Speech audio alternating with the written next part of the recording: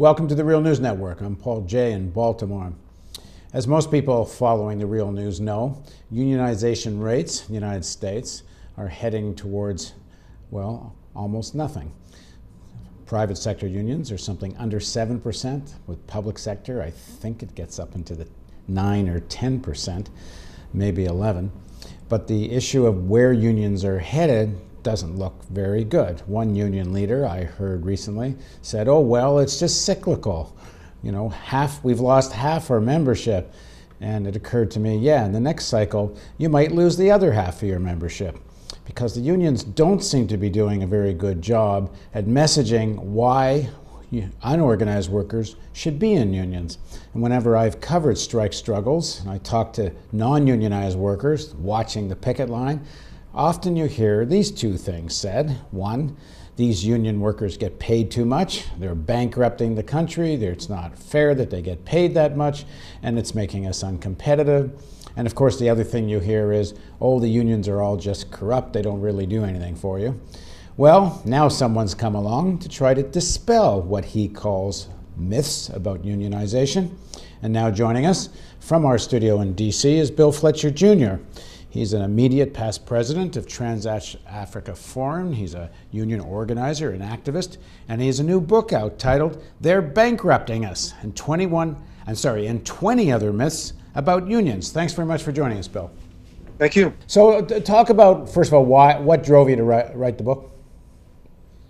Well, actually, two things, Paul. One was simply I was asked. Beacon Press, in the beginning of 2011, was taken by the upturn in interest in unions, particularly after what was going on in Wisconsin in response to Governor Scott Walker.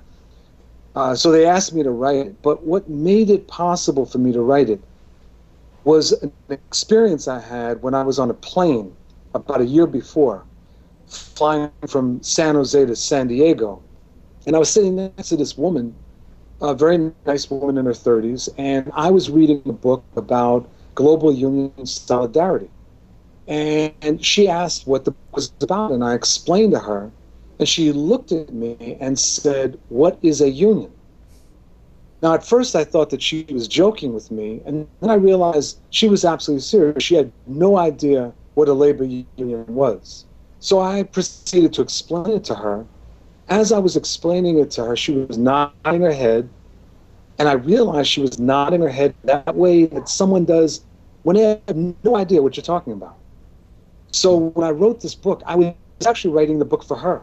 And each chapter dealing with myths or broad brush criticisms is really written as a conversation with her or people like her who are not necessarily opposed to unions, but often have no clue as to what a union is. Let's start with the one that's the title of the book, "They're Bankrupting Us," because I hear that a lot from workers that have lower paid jobs, that they resent union sector high wages. They particularly resent public sector wages. And instead of them getting organized and trying to get higher wages, they think what would be better for the economy is if the higher paid workers got paid less. That's true. That is a very common myth. And there's a few different things I would say about that. One is that at a certain point in the history of the U.S., when unions were much stronger and they were driving the economy in many ways, not controlling, but driving things, what you'd have is with higher wage jobs, non-union competitor companies would also feel compelled to raise their wages because they basically wanted to keep unions out, so they wanted to be competitive. As our percentage of the workforce shrank, the non-union companies felt less compelled to do that. And this gap widened between what unionized workers were facing and non-union workers were facing. Second thing is that it's very common for people to blame others who are weak or actually scapegoated rather than to identify the real source of the problem. For those non-union workers you're talking about, the problem is not unionized workers, the problem is the wealthy. The problem is those that are controlling the economy who are basically robbing from people like those non-union workers who maybe 20 or 30 years ago would have actually been in a union. A third thing is that in the public sector, this notion that the unions are a problem is completely misplaced, because the problem is revenue. The problem isn't the unions. The problem is revenue. And there have been decisions made by various governments, largely by Republicans, but also by Democrats, that instead of raising taxes on the wealthy, they'd instead go after gouging the workers. And therefore, to focus on the pay, salary of the workers, rather than figure out how do we get more revenue into the economy. Well, part of the argument goes, when you talk to some workers who believe this, is they think there'd be more jobs if only higher paid workers were paid less. Then there'd be more jobs to go around. I mean, what's the truth of that? Well, the truth of that is demonstrated by what happened over the last 30 years in the southern part of the United States with the textile industry. So you had the textile industry that went from unionized, the pretty unionized northeast of the United States into the south, into largely non-union facilities, and then kept going south into the Dominican Republic, into Mexico, off to China or Vietnam. So the issue wasn't about the existence of the union. These companies were going, trying to find cheaper and cheaper labor. That's what's really going on there. And to the extent to which you have parts of the United States, large parts of the United States now, that have no unions, it becomes easier for these companies to play us off against one another. So these non-union workers that you're talking about, they need to understand that the companies are not running into problems because of the unions. Very often they're running into problems because of their own market strategies, because they refuse to keep up with the technology. A case in point of that would be the U.S. auto industry up through the 1980s, which was not keeping up with technological developments and ended up being outclassed by the Japanese, by the Germans, by the Swedes. Yet it is easier to blame all of this on the unions. Now, one of the other myths you talk about in the book, you say is a myth, which is this issue that unions are corrupt. But certainly there has been a lot of problem with corruption in unions. So why do you consider that a myth? Because in the United States there's corruption. See, what's interesting, and particularly if you watch some of these right-wing television programs, they will focus on an example of corruption in a union as a way of saying that unions are the problems. Yet, I don't remember any of these right-wingers talking about when Bernie Madoff carried out his scandal, that maybe we should get rid of capitalism. I mean, maybe that's a solution to the Bernie Madoff scandal and other such scandals. You see, it's very hypocritical, the nature of the attack. Is there corruption in unions? There is corruption in any place where there is money.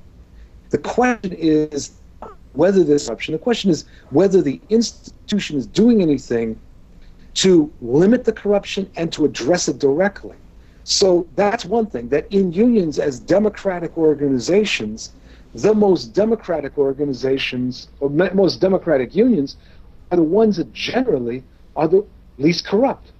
But the second thing is that there are certain unions that historically were penetrated by the mob, in part because of the nature of the industry itself. And that was one of the things that I found very interesting when I was doing some research for this, Paul, that there was in the 1985-86, there was a President's Commission on Organized Crime that had a section on unions. And one of the things that they concluded two things.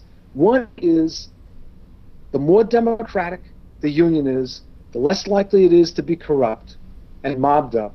The second is that there's certain industries that the mob has penetrated, particularly because of the nature of the workforce, where the workforce is transitory, part-time, temporary employees. They've been able to get in. Now, the way you deal with this is that you have to have a culture within the organization that really is abhorrent to corruption, is constantly struggling for greater democracy and worker control.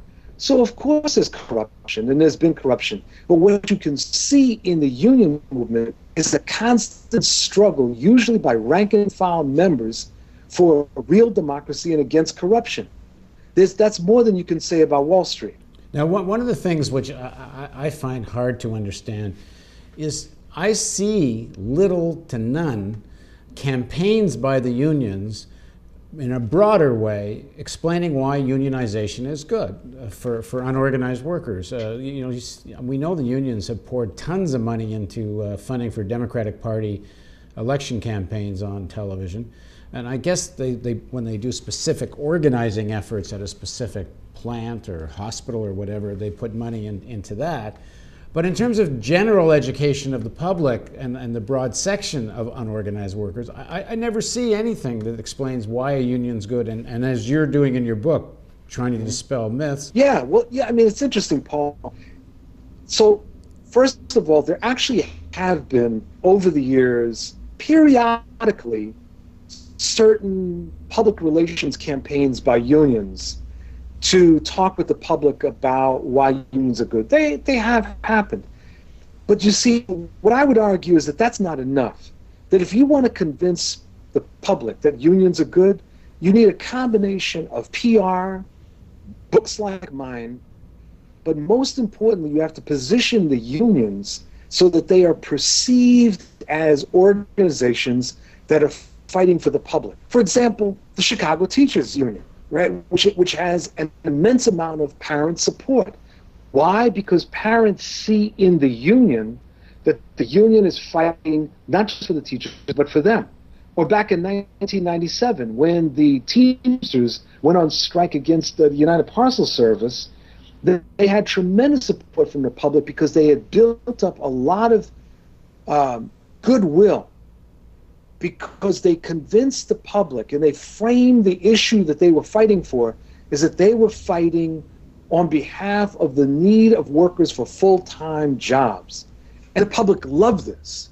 So I think that winning the public is not by any stretch of the imagination impossible, but you need a combination of good PR, yeah, good but Bill, education. I'm not talking about winning the public. I'm talking about talking to unorganized workers, who, as we know, is by far the majority of workers, and talking to them about why they should be in a union.